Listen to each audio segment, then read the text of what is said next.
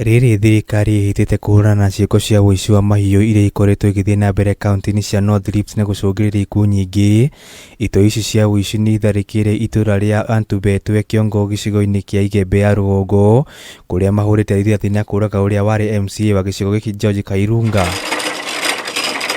Agikira uhoro uyu mukondeka mawanda wa borithi gicigo-ini kia Mutwete William Leting, ito ici ihithukire gicigo giki mathaa-ini ma utuku kuria mahurire Kairunga na mamurathana thutha ucio gwitharana maigana utoikaine wa mburi. Na mikusi tulikuwa naelekea upande ya kina, so walipokea harakati ya kufuata mguu hao wakora kaekea ambush, na kwa hiyo ambush wakaweza kupigana na maofisa, lakini kwa bahati mbaya kumbe alikuwa makonga mwananchi mmoja ambaye alikuwa former MCA ya Dogeli Petition. So officers tatu wako kwa ground wakiendelea kufuata watu.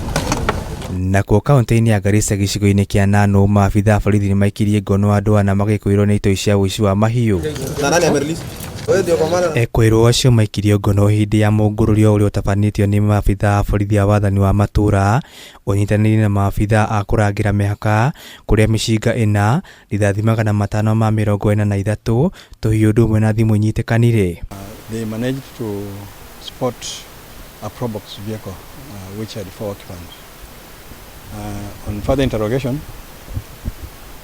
they discovered that each of the 4 occupants had an AK-47 with 5 rounds, with 5 magazines, each with AK-47 rifle, and each rifle had 5 magazines loaded with a lot of ammunition. Kamanda wa borithi kaunti-ini ya Garissa Thomas Geiwa ni ekirite uhoro uyu mukonde akiuga undu uyu ukinyanirwo thutha wa muingi gukunyira maabitha a borithi amu ito ici ni ikoretwo ikimagithia thayo gwa kahinda karaya. We are lucky today that we have netted them, and we want to commend members of public for